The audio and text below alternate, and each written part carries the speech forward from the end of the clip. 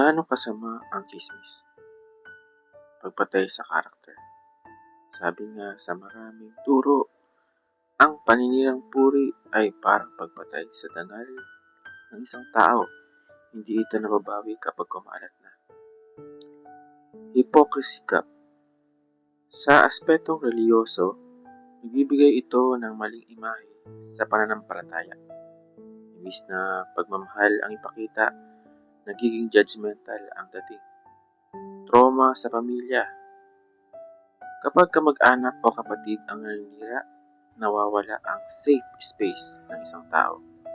Ito ang madalas na dahilan ng generational trauma at ang pagkawatak-watak ng pamilya.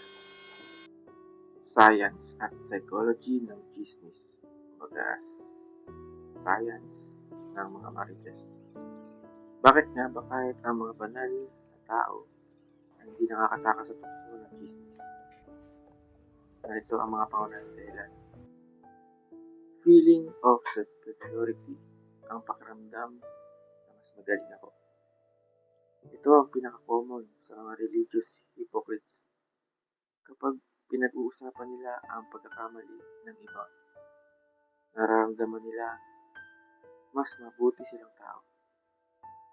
Pinag-uusapan nila ang dumi ng iba para hindi mapansin ang sarili nilang puti.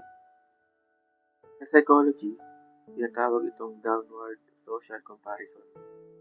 Masarap sa piling na isipin at least ako, hindi ganyan.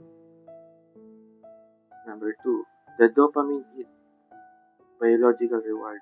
Kapag nakarating tayo ng hati o bagong impormasyon, lalabas ang utak natin ng dopamine, ang feel-good hormone. Ang tsismis ay parang asukal. Masarap sa simula pero nakaka-diabetes ang pagkatao. Nakaka-addict ang pakiramdam na ako ang unang nakaalam.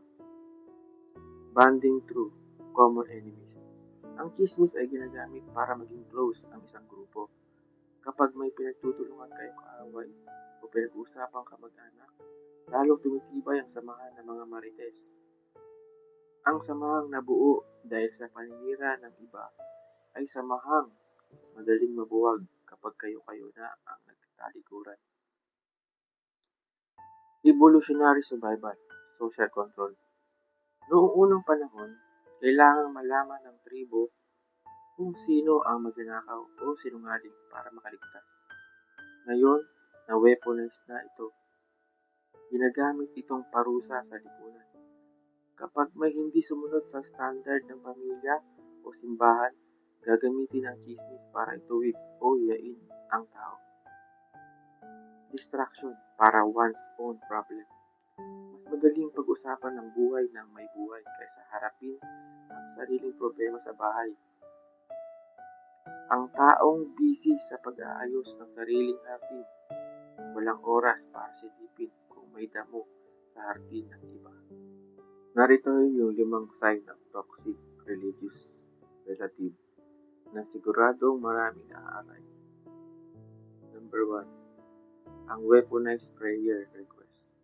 Ito yung kamag-anak na gagamitin ang panalangin para makapag-tsismis, imbes na ipagdasal ka ng tahimik. I-anunsyo pa sa buong grupo o pamilya ang problema mo. The line, ipagdasal po natin ang kapatid ko kasi mukhang nalulong sa utang. Lord, sana magbago na siya.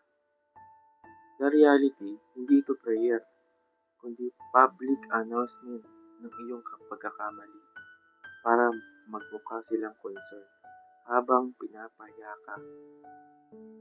Number 2, the scripture gaslighter. Sila yung mahilig mag-quote ng Bible verses para i-justify ang kanilang maling pagtrato sa iyo.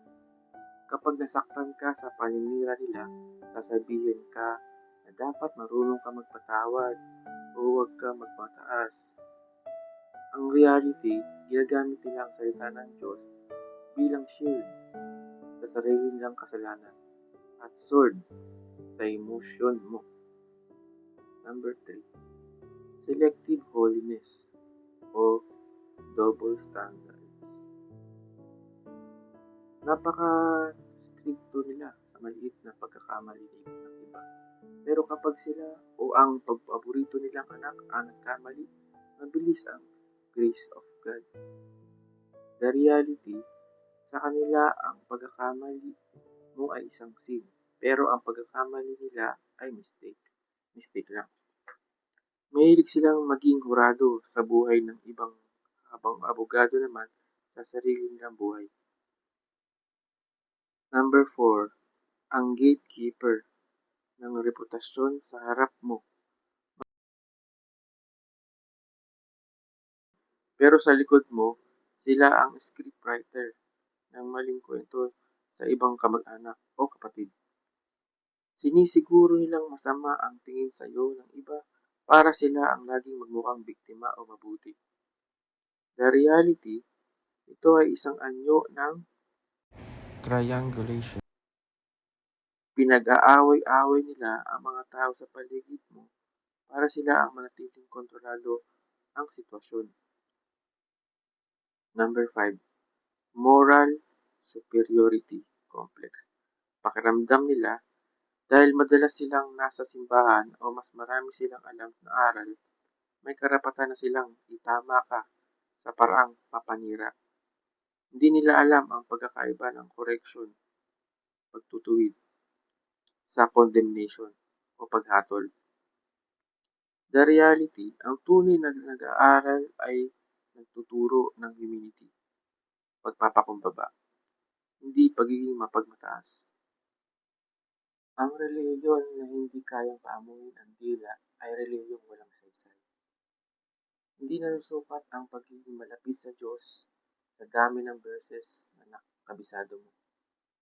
Kung paano mo pinoprotektahan ang dangal ng kapatid mo kapag wala siya sa harap mo.